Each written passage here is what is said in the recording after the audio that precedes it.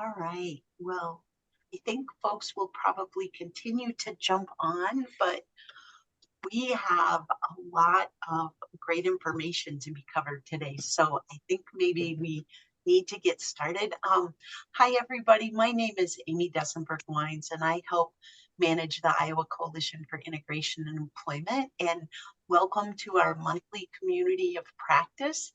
I am thrilled to have Ask Resource Center here today. We have Karen and Mari and Pam, and there's so much that's been happening with Ask that it is a perfect time to be getting an update on all the wonderful resources and just things that are happening in the Ask world. And so I am going to turn it over to who, I'm not sure who's going to start us out, but Karen, can I turn it over to you? And just to let folks know, we will be sending out the presentation with the recording link after the session, so you'll be getting that. So thank you so much, Ask, and Karen, take it over. Great. Thank you so much for having us, everyone, and Amy for inviting us. This is an excellent time for us to get some new information out because I know people are kind of wondering what they need to do, what might look the same or different from last year in terms of how to connect to family support, and also what some supports and services are at Ask. And so we're happy to be here today and share a little bit more about that. It's been a very, very busy summer getting everything ready to go. I'm Karen Thompson. I'm the executive director at Ask. I used to be on ICIE. I haven't seen y'all for a few years now because Mari has taken over transition services for us.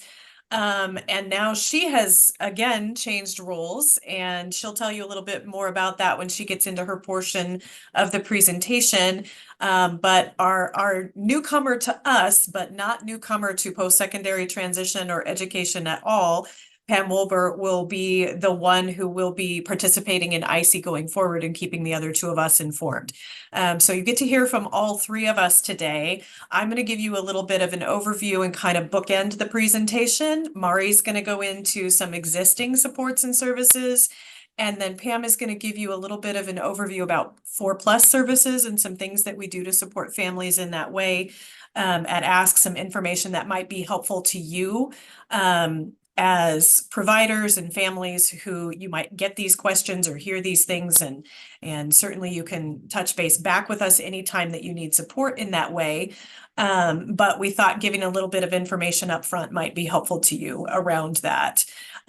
So I'm going to jump right in, and while I put the screen up, let me just say to you as well that there's a whole bunch of information we're going to go over, and we don't want to lose track of what questions you might have. So there will be a little bit of time at the end for questions, but if you have questions during the presentation, please feel free to share them with us at that point in time in whatever means makes the most sense to you. So you can do that on a chat, you can do that by unmuting and jumping in. If you raise your hand, it's highly likely we won't see you because we are in speaker view right now. So it'd be easiest if you'd use one of those two functions and either unmute and just hop in or send us a chat and we will read it and go from there. My chat bar is hanging out kind of in like the 75% spot on my screen. I hope it's not doing that for the rest of you. Can you all see the screen? Perfect. Okay. It's a good thing I know what's on these slides. We'll be good and we'll go forward. So we're just going to hop right in. This is in essence the mission for Ask Resource Center, and it has been for quite some time. You'll see shorter and longer versions of this depending on who we're talking to and how much they might understand the jargon and what we mean. But essentially, Ask, we're a family-focused nonprofit organization. That means we're run by families, we're staffed by families, we're led by families. That means our board members are families. And we are focused on providing services to family members and caregivers. So we're a family-focused nonprofit organization, and our mission is to empower individuals with disabilities and their family members by providing individualized support, collaborative advocacy, informational resources and training and leadership development for Iowa families of children with disabilities or special healthcare needs, or both, ages birth to 26, and the professionals who serve them. So that's a whole lot. We're going to break down how we do that in this presentation. I do want to say also, we actually serve the lifespan. We focus on birth to 26 because that's what we're funded to do right now. But we will serve the lifespan. If you call us and you've got a child in their 30s, or you're working with a dependent adult in their 40s or 50s, we may not be able to walk all the way through with you, but we typically know what connection you need to connect with, and we can help make sure that that happens, or at least get you pointed in the right directions. Most of our services are funded by federal and state grants. We also have some corporate donations and private donations. I don't want to spend much time on this slide. I just want to say Ask was started by a couple of family members who have children with complex healthcare needs, and they identified each other in a grocery store because their kids were with them. They started up a conversation that became a support group, that became a resource center, that grew wildly across the state and became a nonprofit. Ask applied for nonprofit status in 1997, and then received its first grant as the Parent Training and Information Center in 1998. So we've been functioning as the Parent Training and Information Center and as a parent center in general since then. One thing that is important for people to know is that as a parent center in the United States, we're connected to a network of other parent centers. So, and where you can find the education parent centers is on parentcenterhub.org. So there is at least one parent training and information center in every state. Some states have more than one. So for example, right next door to us in Illinois, there is a parent center for a PTI for Chicago and a separate PTI for the entire rest of the state of Illinois. California has multiple PTIs. Texas has multiple PTIs. There's also the reason we say parent center instead of PTI is because there's a second type called Community Parent Resource Centers, CPRCs. We all have our acronyms that we love, right? So the PTIs and the CPRCs make up the parent center network. CPRCs are small, kind of micro PTIs that serve populations of about 100,000 people or less, typically in urban centers, but not always. And they're meant to serve a subsect of that population. So in Miami, there's a CPRC that serves Cuban immigrants. In the Upper Peninsula of Michigan, there's a CPRC that serves geographically isolated families. On Navajo Nation, there is a CPRC for Navajo Nation. So there are CPRCs around the country that serve groups like that are clustered together and need PTI support, but also need it delivered in a culturally relevant way. And there's a large group of them in one place. So as the PTI, we're part of a parent center network. We've been a part of that network since 1997. 1998, around in there. There are also regional PTIs and a national center that helps us provide our support as a nonprofit organization and make sure that our training is vetted and that we have the information that we need to do the work that we do. So that's a little bit about our systemic support. PTI money does not funnel through a state. It funnels directly from the Federal Department of Education to the PTIs and to the CPRCs. So we answer directly to the feds rather than going through the state. Now, it's important that we collaborate well with our state partners. It's normal for PTIs to have contracts and do additional work with their state partners. But as far as serving as a parent training and information center that's federally designated, we answer to the feds, not to the state. The same is true with our family to family health information center. It's just basically what a PTI is, but in the healthcare world. So things that are related to Medicaid, diagnoses, treatments, waivers, specialized therapies, very much like a PTI, but in the healthcare world. So, for example, under the PTI and F2F in 2023, we had over 38,000 instances of family support at ask as the PTI and F2F, and that's excluding our web services. If you look at web services, we jump up into the 600,000s and above. But that seems a little, I don't like to use those numbers because you can click and leave. Did you really get anything? We don't know. So now we tend to look at visitors who stayed, what did they stay on, so that when we are assessing our web services, we have a good feel for how many people actually used it in some meaningful way.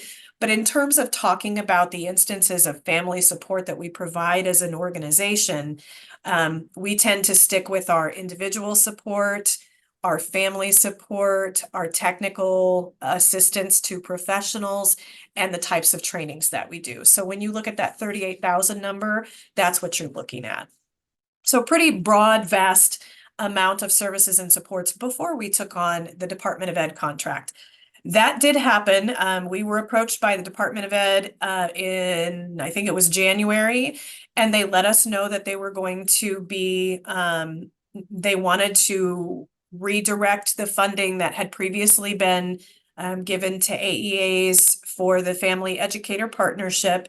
And they asked me what I thought might make sense for where that should go. And I asked them if they had considered utilizing the PTI to do that. There are many states who do that. At the time, I was aware of 12, so I told them that. Actually, since then, I've learned, as far as I know, there are 26 PTIs who contract with their state the way that we are now, but there may be more than that. I haven't asked everyone across the whole country. That led to them talking to a few other states who do that to make sure that they felt like it would do what they wanted it to do, and coming back to us, and the contract negotiations started. Fast forward to today, and the department is calling this Family Support Services at Ask. So, and I say that because they want to move away from the language of FEP, or Family Educator Partnership, because that has a legacy to it, right? And so we want to make sure that we keep that legacy, and the branding for the things that had to do with FEP still exist. And that you understand that this is a different contract and a different way to operate a state team and a coordinated effort. So it has a different name, and it will be moving forward.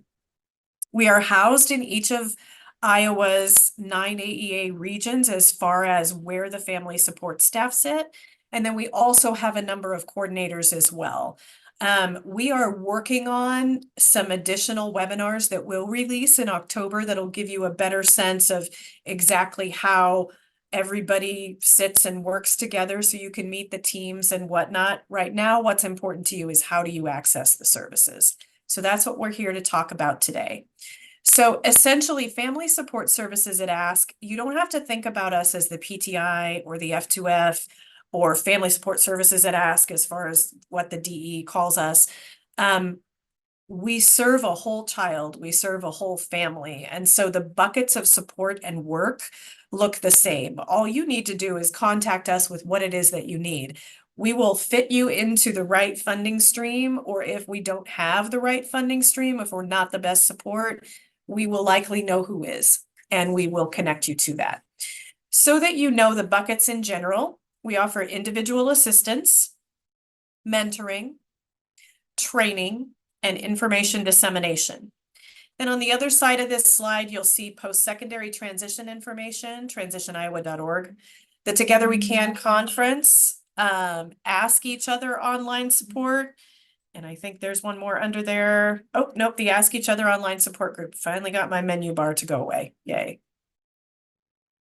All right, so, but now my slides won't advance. There we go. All right, so within individual assistance is also technical assistance. When we say IA, or individual assistance, we mean we're working with a family or an individual with a disability. When we say technical assistance, we're typically working with a professional. So we could do both. And those might be social workers, educators, administrators, AEA staff, state staff, providers. Any of you could contact us and receive support from us in a technical assistance fashion for free. Families receive their supports for free as well. So this is calling us for one-to-one support that might have to do with you need new information or you need a clarification about something. It might be that there's an advocacy effort. Sometimes, certainly when families call us and say, I might need help going to an IEP meeting, or can you help me get ready for my meeting? Or they might have a higher level support than that, and they're considering a procedural safeguard under the Individuals with Disabilities Education Act, and they want to talk with us about what that might look like and whether or not that's the right choice.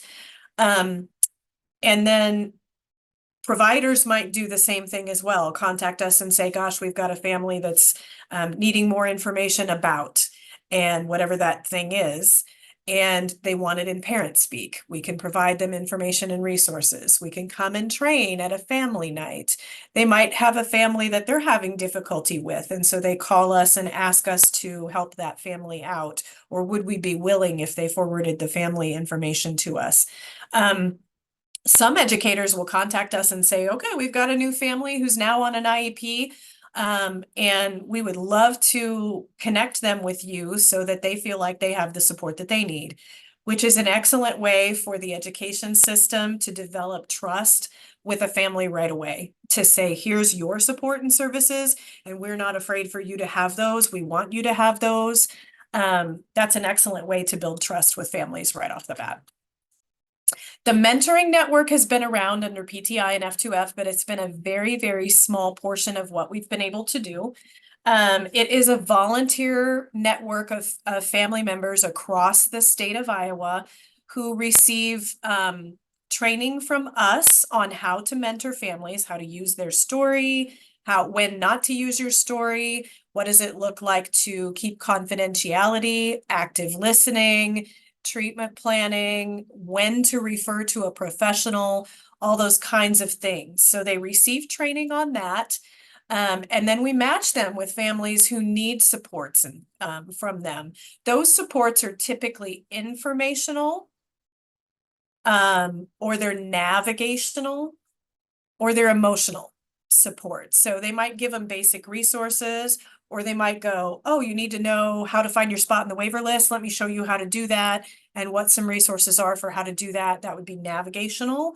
And then emotional support, you guys probably all, you work with families, you know what families might need in that way. Sometimes we just need somebody to talk to who's been there, done that we can share things with that we may not share with others. Or, we just need somebody to work through some of those things with us so we can get our thoughts straight and advocate the way that we need to. Many of our mentors both are mentors and are using a mentor at the same time. So you don't have to know everything to be a mentor. You might be mentoring an early access family, early childhood family, and be receiving mentorship for post-secondary transition services at the same time. So if you know families who might be good mentors, we would love to know who they are, because we are building this service and support under the work with the Department of Ed as well. We really want to expand the mentoring support and services. We will provide training, speak at events, attend community resource events. We offer a conference, we do webinar training, we'll talk about those later on, but basically any type of training or support that you might need from us, reach out. We'll show you how to do that in a minute. Again, things we already provided under F2F and PTI, but now we can do a lot more of it. And like I said before, we serve the whole child. So regardless of the type of support or service that you might need, you don't need to, and your families don't need to reach out to us and know the name of a program. All you need to do is reach out and say, here's my issue. Here's what I need help with. We will fit you in where you fit, and we cross-train all of our family support staff, so you won't get passed from one person to another either. We want you to tell your story one time to the person who's going to help you. Now, I can say if you end up in some sort of higher level dispute resolution, like a state complaint or a due process or a state mediation, we'll use our very seasoned advocates to help you with that if we're involved. So that might mean a pass off between a staff that's brand new and a staff that's more seasoned. But outside of that, it's not like if you call us and you need an answer about an IEP question and an answer about a waiver question, you're not gonna have to talk to two different people. We've cross-trained those folks and everybody can answer the same questions for you. All right. So we have a streamlined referral process. You can call us and leave a voice message, but we're going to try to get you to go over to the contact us page if you call us. If you absolutely cannot use the contact us page, we will call you back and we can provide support that way for people who need that support. You can also email us at info@askresource.org. And again, we'll try to get you to use the contact us page, but if we need to, we can call you back from an email request and work with you that way too. The reason we do it this way, there's a few different reasons we do it this way. One, we have a very clear intake process. We collect very specific data on how well we're doing at reaching families, getting back to them in good time. We collect response time data. We collect data on the demographics of what the types of supports and services are that we're providing across the state. And we collect trend data on what types of things seem to be peaking in terms of the issues people are calling about. But also, for a while, we had a full-time person answering our phone. And here's what we found. She's on the phone with a family, and even though she's trying to collect a quick intake and get off and help the next family, that family really needs to tell bits of their story for us to really know how to help. And they want to do that and need to do that. So while she's on the phone with one person, 6 more people call and have to leave a message anyway. So really the best way for us to collect this information, even from just a personal service standpoint, is to have you fill out the contact us form, so that when we call you back, you are talking to the person who is going to help you. You're going to tell one story one time, and they're going to ask all the questions they need and be your support going forward. So that is how this came to pass. When you use the contact us form, you have 3 options. Do you want to talk to family support? Do you have a training or presentation, or you want to request attendance at a resource fair? If you're a provider and you want to talk about, can you come to my staff meeting? Can you, maybe can we work on something together? Use that number 2, because those often go to me first, or at least they're checking with me to see if I want to be involved in those. And then the last one is, do you want to be matched with a mentor or become a mentor? So you're going to click on the one of these that you want. And then behind the scenes, this is not your typical contact us form where you go, give us your email and we'll call you back sometime. This has skip logic with very specific questions behind it. Took Mari a long time, and she pulled out half of her hair creating what this looks like. And she had partners in doing that inside and outside the organization. It's had a lot of testing to it, but it is very specific and it goes to a secure database. So we have the basic information that we need. It even allows you to upload a copy of your IEP or whatever document, maybe you have a medical document or something. You can upload those documents so that when we call you back, we already have that at our fingertips, and you can trust that it's secure. Okay. From there, you get a welcome letter. This is what the welcome letter looks like when you're asking for individual assistance. And then there are other responses that you might get if you need you're looking for training, or you would like us to come to a resource fair, or you want to become a mentor. You'll notice in here that this says it may take more than 7 business days during times of high call volume for us to reach you back. We're hearing rumors out there that some people think that that means it will always take 7 to 10 days for us to get back to you. We promise it doesn't. Usually, even when it was PTI and F2F staff, there would be 2 times a year when it would tip up around 5 days. And at that point, that was high call volume to us. And we had that would trigger a certain response from us where we would all start taking calls to get the numbers back down. We did not get up to that point. We were kind of surprised that we didn't while we were training our cohort 1 of new family supports, but we did not. We got up to 4.8 days, and that was making us nervous too. But That first cohort is now trained and they're taking cases, and within 2 days, we dropped back down to no wait list, no time, no wait time. So right now, now in this week, I think we've had 24 new cases as of early Wednesday, but people were still taking them. We might be up to 1 day now, but you're gonna probably be around 1 business day, maybe 2 at the max, before you hear from us. And now I'm going to turn it over to Mari, who's going to talk to you about the resource tab and then some things about Transition Iowa. And she may want to say a little bit more about the contact us as well.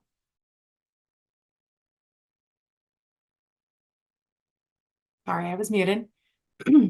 So yeah, we have a very robust resources section on the Ask resource website.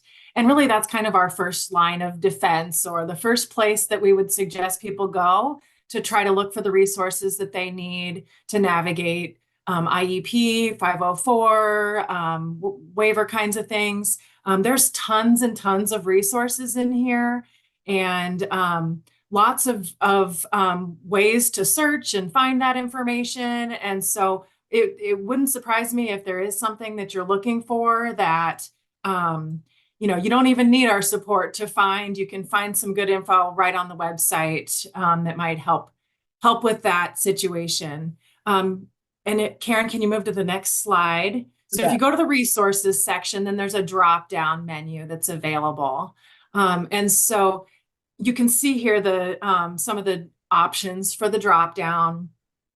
We have resources for education, health, just kind of information about the laws, some resources in Spanish. You can also find our webinars and short videos there. And then there's a second drop down that's available. And I'm going to go through what some of those look like.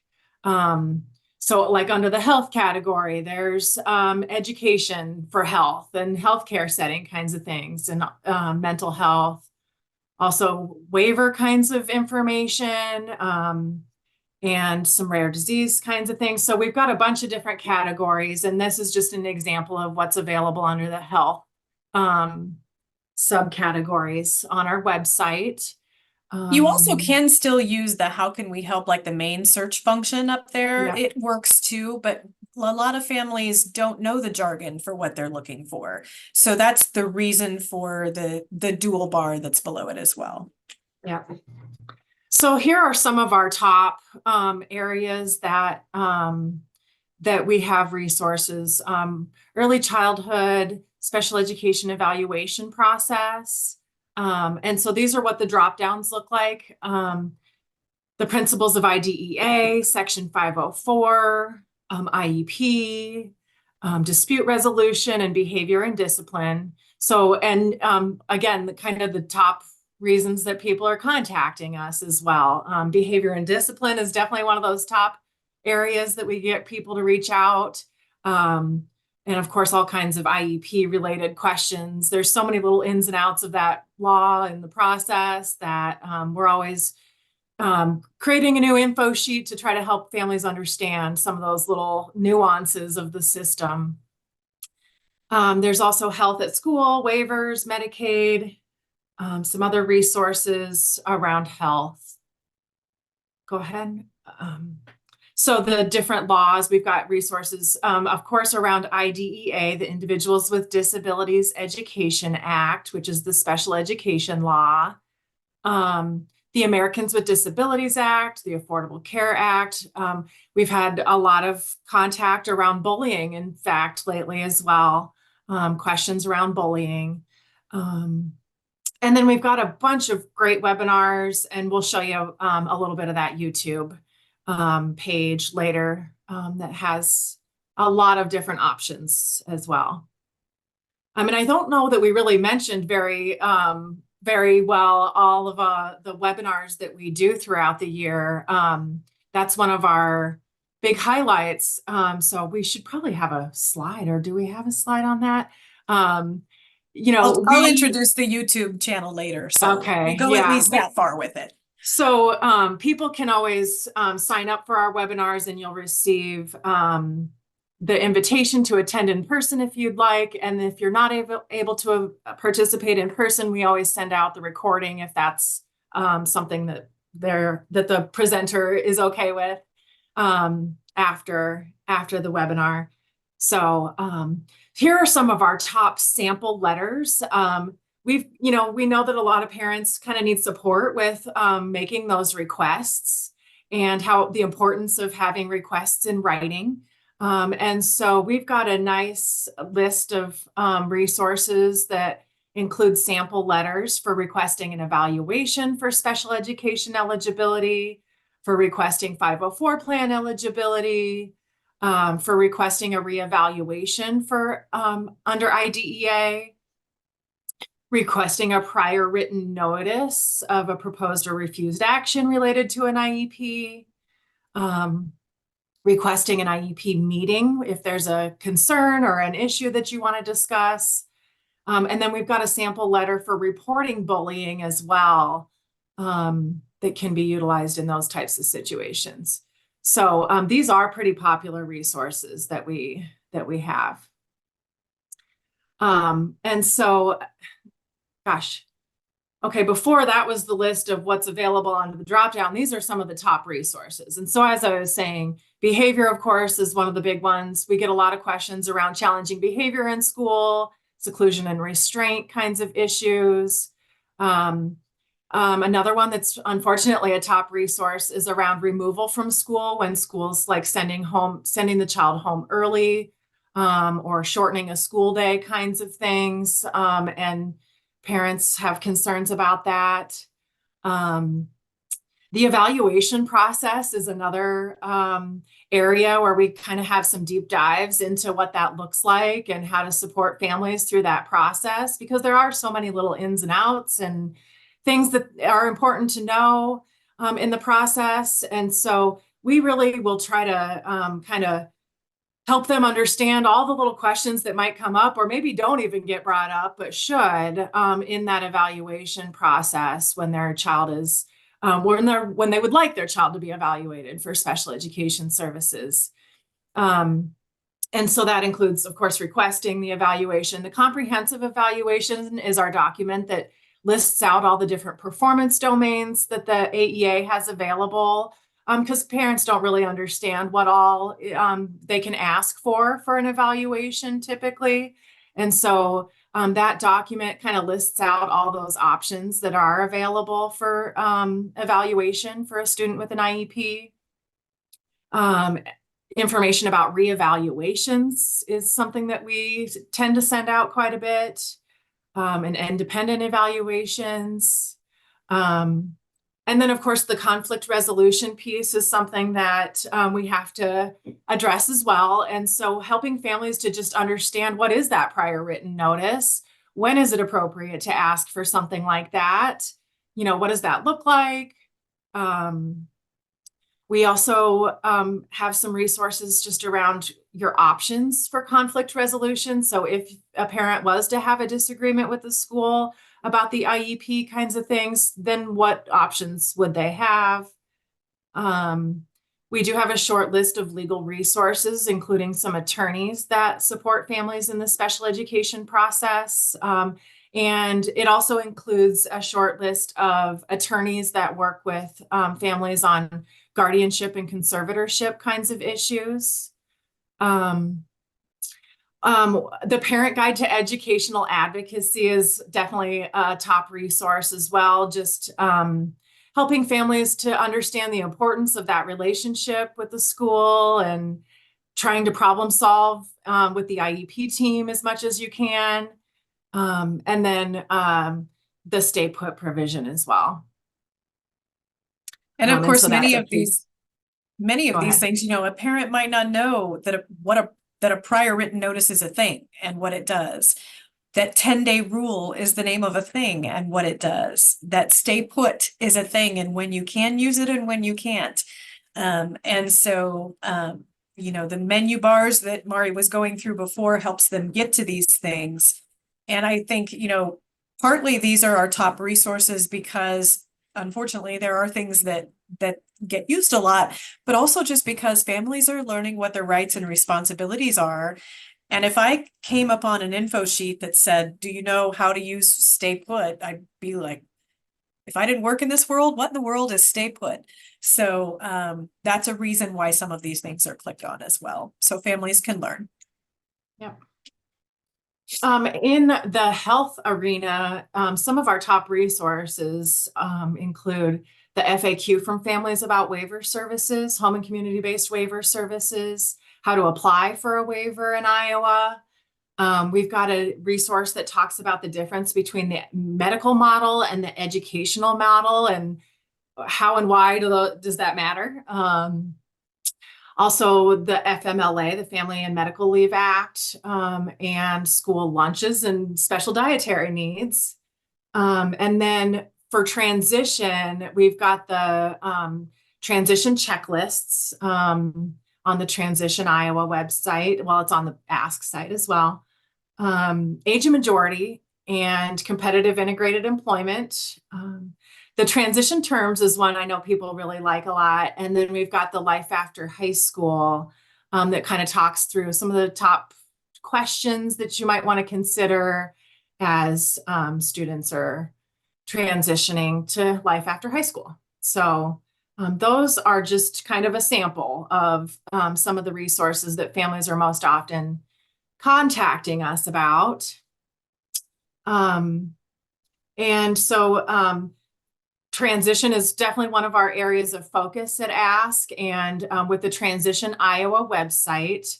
And so here is the link to that Transition Iowa website and our roadmap to transition. And so that roadmap to transition is the graphic that goes along with the checklist document that I just mentioned a minute ago. So this graphic is on the back of each of those checklist documents, and it starts with elementary school. So it's never too early to start thinking about transition planning. And you know, with our checklists, we start with elementary school. It gets much thicker once you get to 8th grade and high school, of course, but the elementary checklist is pretty basic and just kind of talks about understanding your disability and participating in the community and things like that. So Lynn just put in the chat, great graphic, and I'm just going to jump in and brag a little bit about the graphic, because thank you for saying that.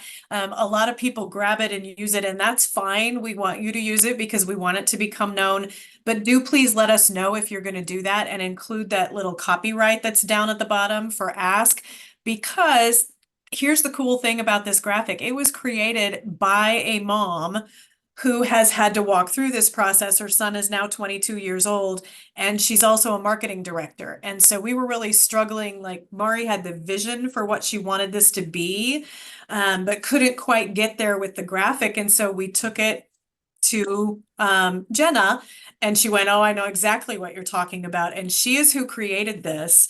And it gives me chills when people say that they like the graphic, and I'm like, well, the reason it resonates with everybody is because somebody who has walked this walk is the person who created it. And it's interactive on the website as well. You can click on the signs and up pops the checklists and the information. And we've got one more item in chat. And I also wanted to mention that thanks to this group, we've got it in the hopper for us to work on. So right now our checklists include elementary, there's the 8th grade, and then there's the high school checklist. And so we are in development of the after high school roadmap checklist as well. So that is coming. It's something we've been bopping around a little bit. It's still a ways out yet. Sorry, Farah, but we'll get there eventually. Oh, now I've clicked on chat enough that I can't advance the slides. There we go. And so on Transition Iowa, you know, there's just tons of information there. I'm not going to go through each of the pages or anything like that, but there's over 300 resources there, the roadmap and checklist. There is a page that has some assessment tools that could be utilized.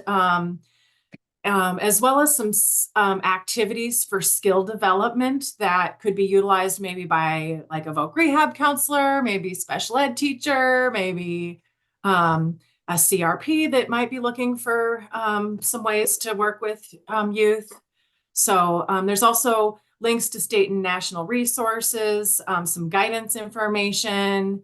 And then we've had the transition resource directories from each of the AEAs typically. And I haven't updated that lately, so I need to check to see if we've got some updates there. But and then pictures of Iowa youth as well.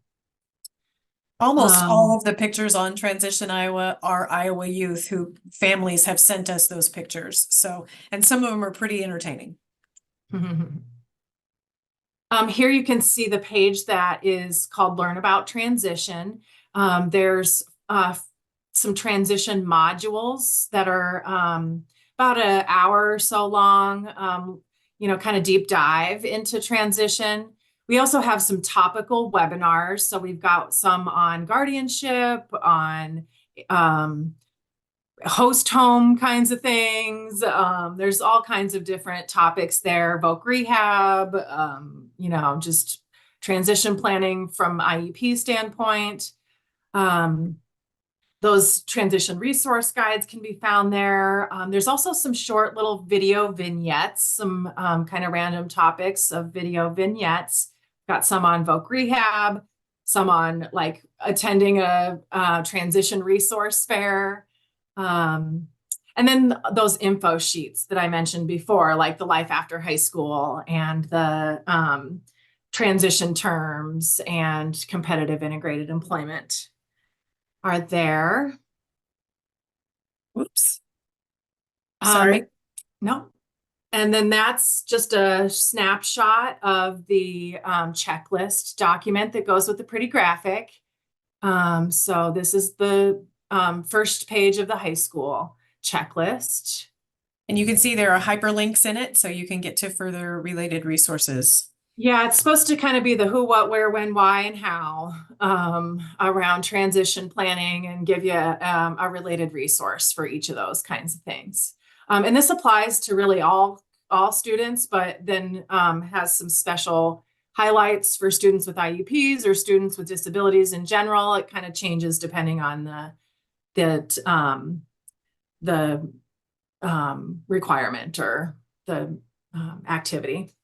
So, and then this is the drop downs that are available under the Transition Iowa Resources section. So when we were doing our focus groups and surveys to decide what people wanted to have on the site, these were some of the top areas that people were asking for resources around. And so we made sure to address every single one of these with at least a handful of things. And there are additional drop downs, sub drop downs from there. So you can see some of those there under assessments. You can find those things. Those are the drop downs under activities. And finally, we have an events page on the Transition Iowa website. So we do post events around transition. So if you have a resource fair or some other type of event that is related to transition, you can submit that event on the Transition Iowa website. It does not just appear automatically right away. We have to process that information first.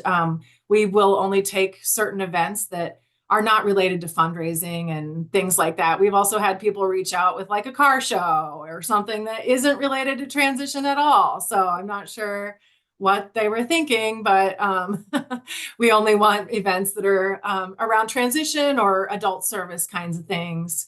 But feel free to share those there. It might take us a day or two to get those posted, but feel free to send those our way. You can just click on the events tab and there's a way to submit an event right there.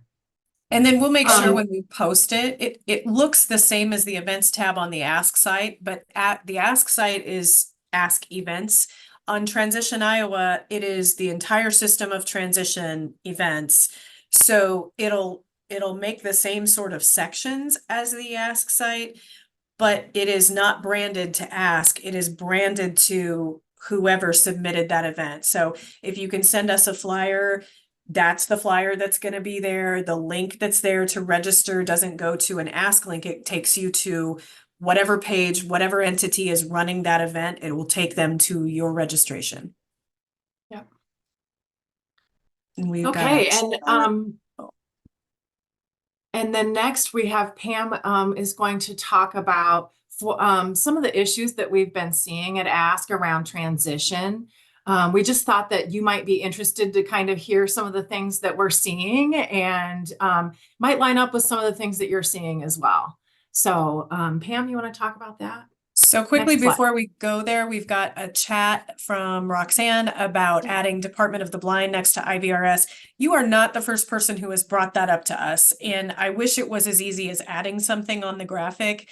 It's like more than $10,000 to add something new to the graphic. We talked about adding Department of the Blind back before when we did this, and there were some pretty massive organizational changes being considered at the time. So we didn't at the time. If and when we do update the graphic and how it connects to everything in the website, we agree with you. That's something that should be added there. And in the meantime, we'll see if we can work on some other sort of means of including it, so that it's there in some fashion. So yeah, thank you for that comment. Whoops. Okay, guys, I just really messed up. Give me a quick second here. I went and used my mouse instead of clicking. There you go, Pam. So what families need to know about 4+ services. And so I've always heard, or in my work or whatever, the issues around 4+. And I wanted just to start by talking about kind of the transition process and how for families that can be a real emotionally charged time. And so too many times I've gone to like an IEP meeting where a family believes that their child is going to have 4+ services. And then senior year, second semester, they find out that they're not.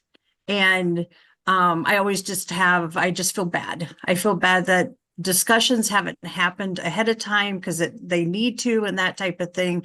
And so I think that that's the passion that I bring to today in presenting this information. So I use the Iowa Department of Education guidance on 4+ services, and it's on I3, and Mari is going to also put it in the chat. So a definition of 4+ services are secondary services which are part of the student's secondary schooling and included in his or her IEP. And the purpose of 4+ services is to fulfill unmet transition needs resulting from the student's disability as identified in the student's IEP. So I go to 2 misconceptions about 4+ services. The first misconception is that students with that have high level of needs automatically go to school until age 21. That is not accurate. The other one is that I might hear a school district say that they don't have 4+ services because a program hasn't been developed, or there isn't a program that is available to them. And the thing in the middle is the accuracy. It's around unmet needs identified in the 3 areas: living, learning, and working. So then how do we determine unmet transition need? So it starts with transition assessment in all areas: living, learning, and working. I have it kind of in a circular motion because you might get down to where it's time to develop a post-secondary expectation and determine that, you know what, we don't have enough information. And so then you might bounce back up and need to get additional transition assessment or additional information through assessment. So you assess, and then there's the development of the post-secondary expectations. And a post-secondary expectation is a goal statement, so to speak, and it projects beyond high school. It projects beyond even the 4+ services that might be established. And it needs to be measurable. So, for example, it might be something like Jimmy will live independently, or Jimmy will live in a waiver home, or Jimmy will live at home with his parents. And so it's projects into the future and it is observable. Then,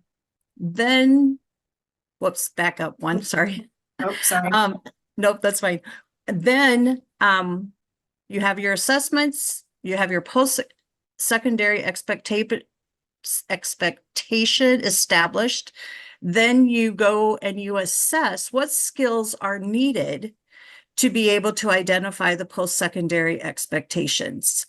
So what skills does that student need, or do they need, in order to be able to be successful in their post-secondary expectation? Okay, go ahead. So there's two possible outcomes. The student has the skills needed to achieve their post-secondary expectation, or needs were identified as hindering the student's ability to meet their post-secondary expectations. So I wanted to kind of circle back a little bit to the fact that that students with high needs automatically get or have 4+ services until age 21. So I was working with a family, and their daughter had pretty significant needs. Her post-secondary expectation for living was she's going to live at home with her family.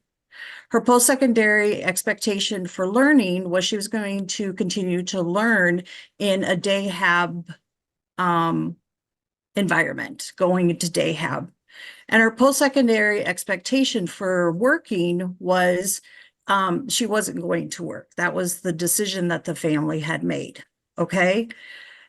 We get to the IEP meeting, and this is a parent that thought that she was going to have services until she was 21. And in that family's mind, they felt safe, secure. This has been going on for 12 years, you know? And so the idea that this kiddo was going to be graduating because she really did not have unmet transition needs. Let me back up a little bit. The school, when she was a junior, provided a para to go to a day hab facility 2 days a week.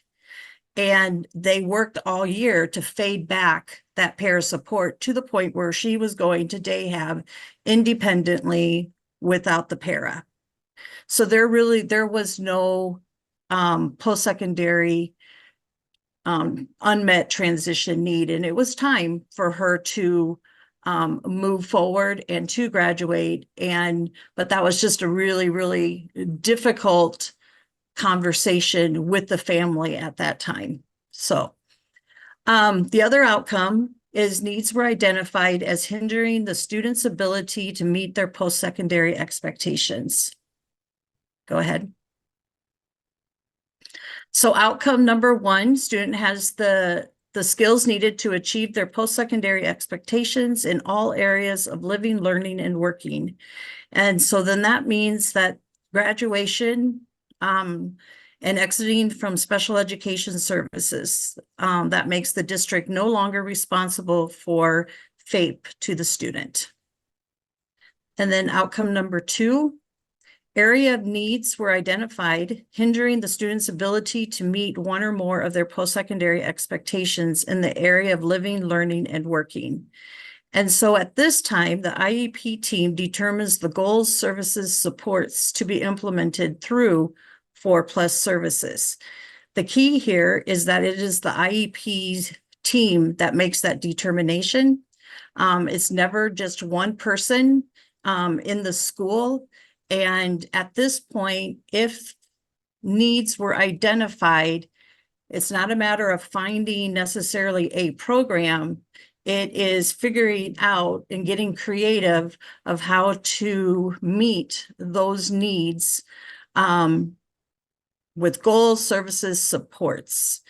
It could mean a program, but it doesn't have to be a program. So some important points about 4+. Services must be provided when the student needs them for as long as the student needs them. The information of time, the amount of time a student receives the services must be determined by student need. And it is not appropriate to change the IEP to match a program or to adjust the student special education weighting based on anticipated program cost. The LEA continues to hold responsibility for progress monitoring and data collection related to the 4+ services. Students who participate in 4+ services cannot receive their signed high school diploma until completion of the graduation requirements, including services provided ages 18 to 21. However, they can walk and participate in the graduation ceremony along right next to their peers. And then I've said this before, 4+ services is not a program. It can take place in a variety of locations, but is not limited to not limited to the high school setting, an alternative location within the district, and in the community or a community college campus. All right, so that's the short about 4+, and I'm going to check. We have a few things coming up in the chat. FYI, Section 504 regulation requires a school district to provide a free and appropriate public education to each qualified person with a disability. And so does the Individuals with Disability Education Act. So FAPE, free and appropriate public education, is a required thing when you are a school providing services to learners and you receive any federal funding whatsoever. So that's the case for private schools as well, if they receive any type of federal funding for anything. Okay, and then Kate, this is a great explanation for determining needs for 4+ services. How would this determination differ for a student working towards a certificate versus a diploma, as they would not be actually graduating if not earning a diploma? Right. So it goes the same way. You start with that assessment and you have your post-secondary expectations, and then you determine what needs in the areas of living, learning, and working are there. And if there are needs, the school continues to be responsible to help to provide services, supports for those needs up until the age of 21. Yes. I also, that's just a great segue into a quick caution for those of you who work with schools or are in schools to be careful about certification. And I know it's tricky because you've got to align the Carnegie units with the learning, and you want to make sure that you stay in line in that way.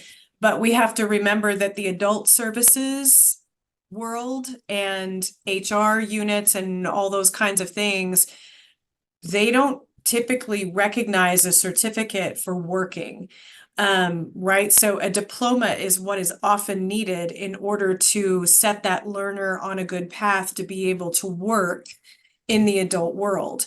And so there are some school districts who have gotten very creative about what it means to align a Carnegie unit to a goal for a post-secondary expectation and be able to provide a diploma in the end so that that child can work, live, learn, work, which you must do if you want to also live, and oftentimes if you want to continue to learn in your life as an adult. So that's one thing that we'll be bringing more information about as Pam gets her feet wet a little bit more. Some school districts that are doing amazing jobs at that and how they do it.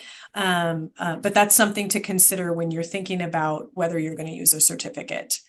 Okay, and we've got another question. So they would still be finished with high school after 4 years, if that's the appropriate determination, if earning a certificate, if their needs have been met in relation to the PSE. P.S. I am in full support of diploma for every student. Yay, so are we. That's how it should be, you know? So yes, if there are no unmet needs in living, learning, and working, and they have well, the IEP, when it's a certificate, I mean, they have some goals and some things. It depends on what the IEP says. There we go. Depends on what the IEP says and what they have put in the IEP determining when kind of done is done. But yes, they would graduate at that time with a certificate if there are no unmet transition needs. And Pam just demonstrated why we often say to people, hey, can you come and give us a brief orientation on educational advocacy, and then we'll do it in our own shop. Or they'll call us and say, I'm working with a client and they've got X problem, and so tell me about how that goes, and then I'll help my client. And often our answer to that is, we can't do that because it depends.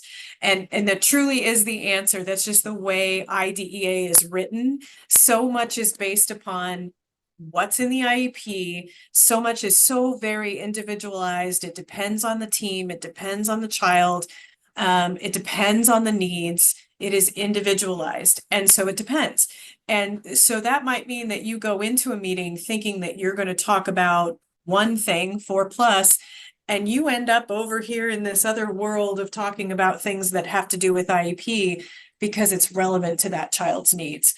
So we don't mean to be elusive when we say it depends. It really truly does depend.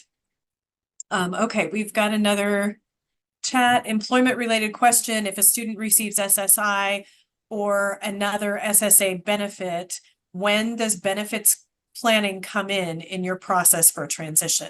Great question. Pam, you want to answer that one, or Mari? I can't. So yeah, go ahead. Yeah. Well, I was just going to say, I'm not sure exactly at what the time period is when I've got it listed on the transition resource guide, but I can check on that. I do think that the guidance that we've received says to, well, I guess it depends is the short answer.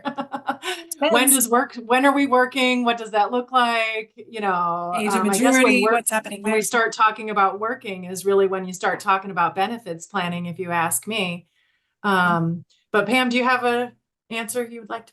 Well, and I guess I was thinking, I always kind of encourage people. So, you know, around that 18th birthday, making sure that you're applying for SSI and getting that established. And then kind of once that's established, then when the job happens, then you're going to want to be talking or getting some benefits planning. And a Voc Rehab have benefit planners as well. So, I mean, there's like one source that can help with that to get that established. But definitely when the individual starts working, you want to do that benefit planning so that everything's set as they make money.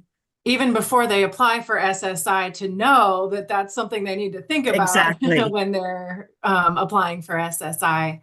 Mm-hmm. And yes, Disability Rights Iowa has a benefits planner as well that can be utilized by anybody that's receiving SSI services. Yes. Yes. Okay. One more chat. Okay, yeah, that's about the recording. Okay, yes. So we just wanted to bookend with some last little pieces that are specific to Ask as a whole.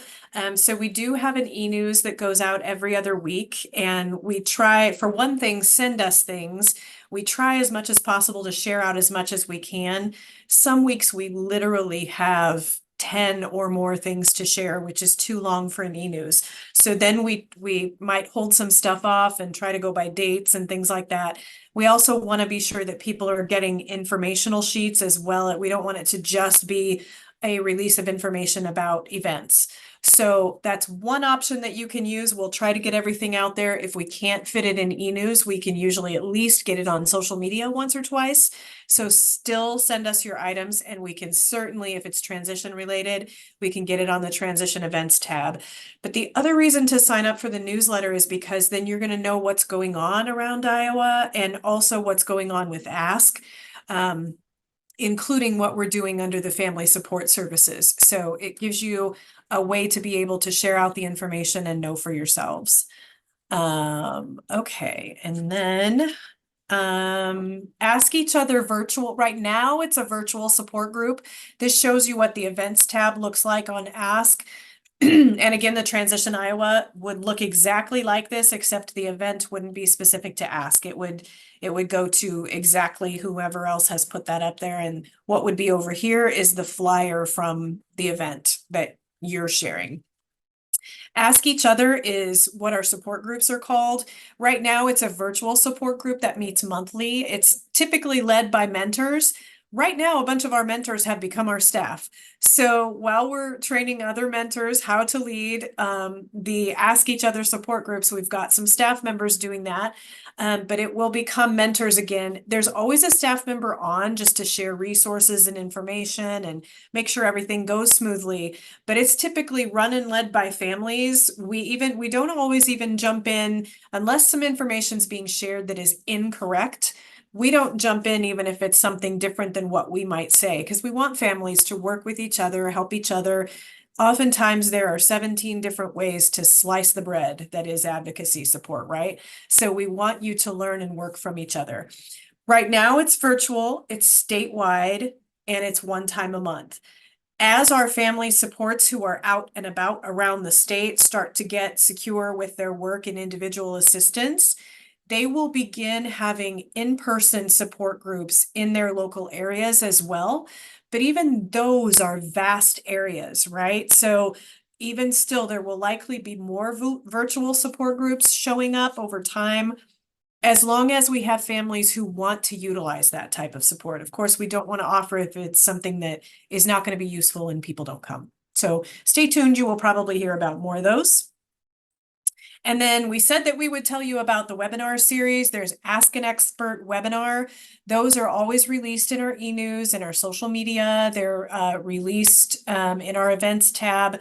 We typically do series of topical webinars. So for instance, one that we're looking at planning going forward has to do with manifestation determination. So there will be 2 or 3 different webinars from experts that talk about the different components of what that is, what it means, and what it looks like to walk through that with your child.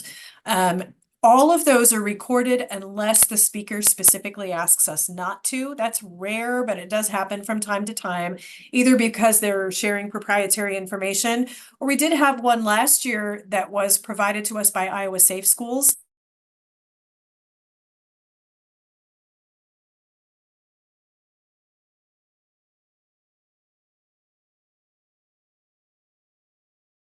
I think Karen's frozen.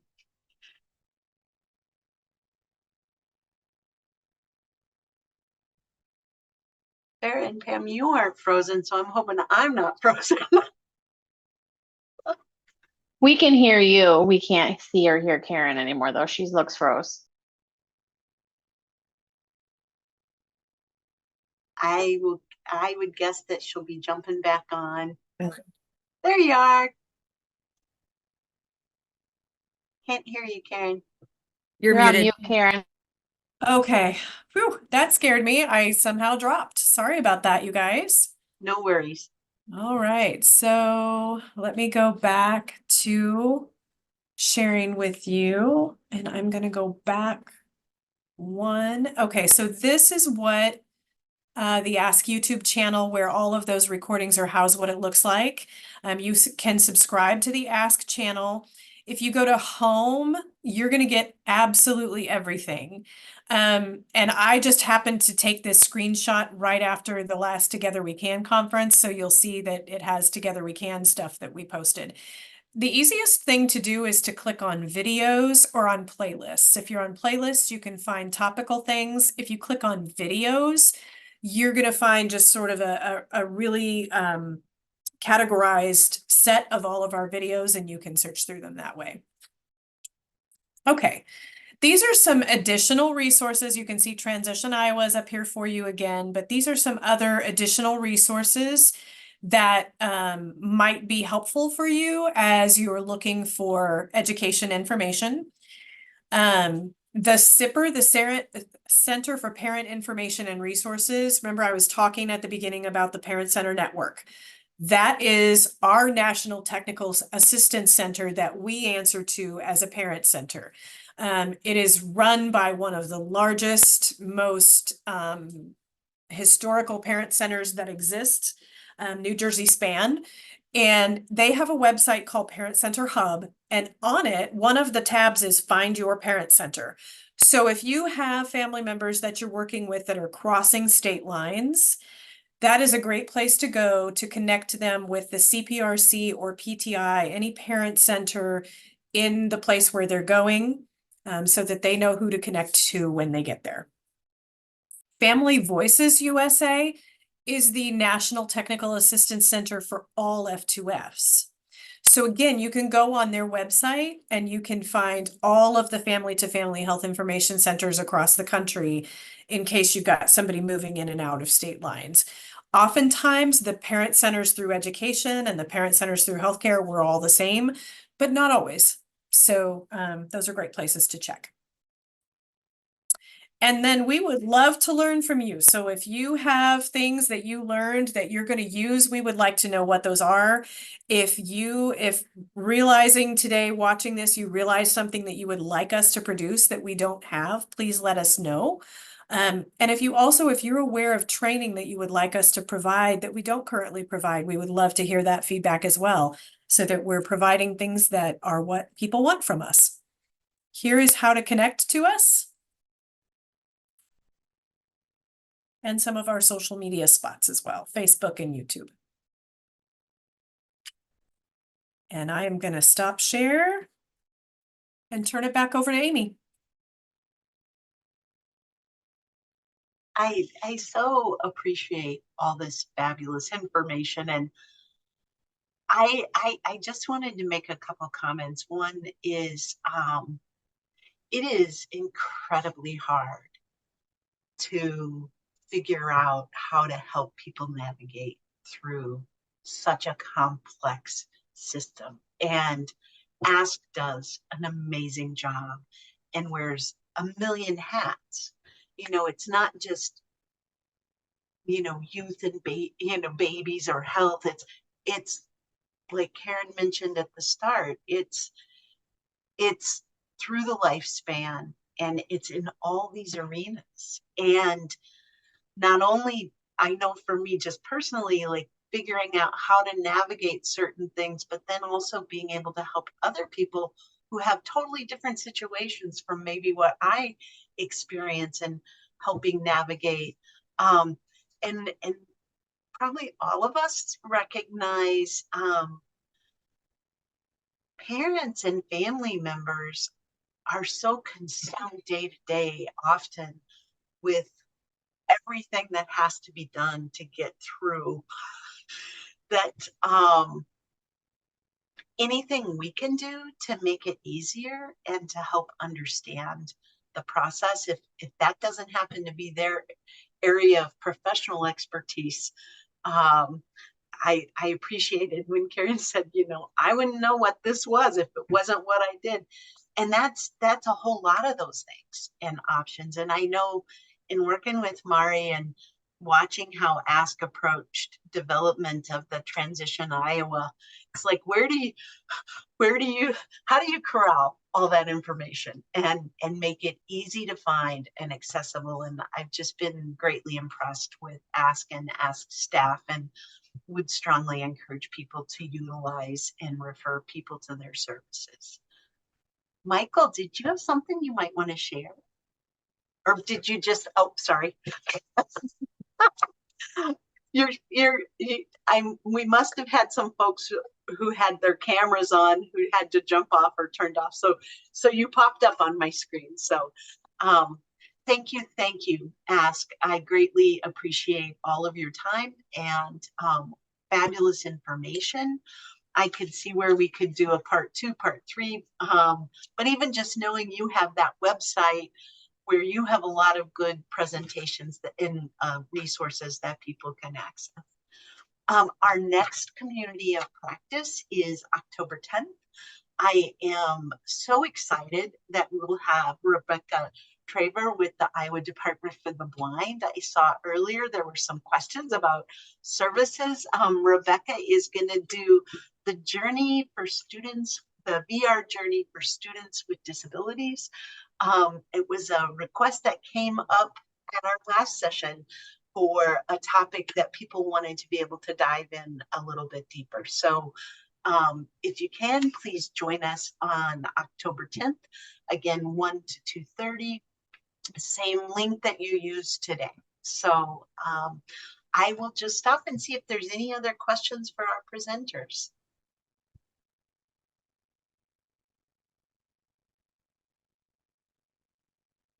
All right, well, thank you, everybody. Have a fabulous day. Thanks again, Carrie and Pam, and pass it on to Mari. And everyone else, please use Ask. It's a great resource. Thanks, everyone. Thank you.